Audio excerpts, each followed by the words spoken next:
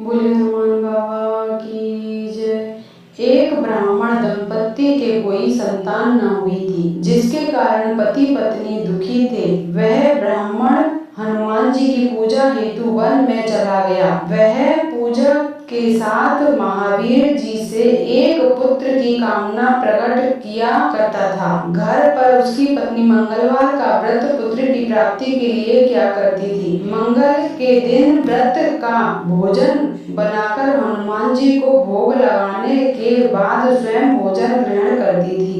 एक बार कोई व्रत आ गया जिसके कारण ब्राह्मणी भोजन न बना सकी, तब हनुमान जी का भोग भी नहीं लगाया। वह अपने मन में ऐसा प्रण करके सो गई कि अब अगले मंगलवार को हनुमान जी का भोग लगाकर अन्न ग्रहण करूंगी। वह भूखी प्यासी 6 दिन तक पड़ी रही। मंगलवार के दिन तो उसे मूर्छा आ गई। तब हनुमान जी उसकी लगन और निष्ठा को देखकर प्रसन्न हो गए। उन्होंने उसे दर्शन दिए और कहा, मैं तुमसे अति प्रसन्न हूँ। मैं तुमको एक सुंदर बालक देता हूँ जो तुम्हारी बहुत सेवा किया करेगा। हनुमान जी मंगल को बाल रूप में उसको दर्शन देकर अंतर्ध्यान हो गए। सुंदर बालक पाकर ब्राह्मणी अति प्रसन्न हुई।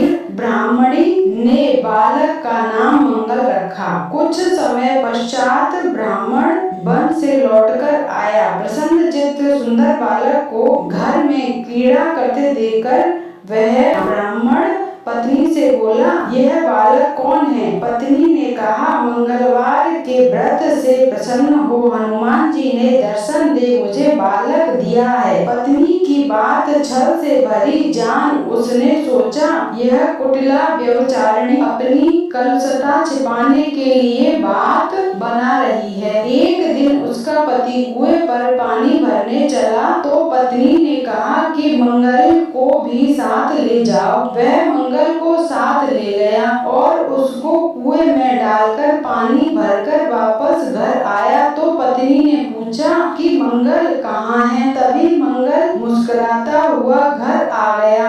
उसको देख ब्राह्मण आश्चर्यचकित हुआ। रात्रि को उसके पति से हनुमान जी ने स्वप्न में कहा, यह बालक मैंने दिया है, तुम पत्नी को उल्टा क्यों कहते हो। पति यह जानकर हर्षित हुआ। फिर पति पत्नी मंगलवार का व्रत रख अपना जीवन आनंद पूर्वक व्यतीत करने लगे। जो मनुष्य मंगलवार व्रत कथा को पढ़ता है या सुनता है और नियम से व्रत करता है, उसके हनुमान जी की कृपा से सब कष्ट दूर होकर सर्व सुख प्राप्त होते हैं। हनुमान जी महाराज की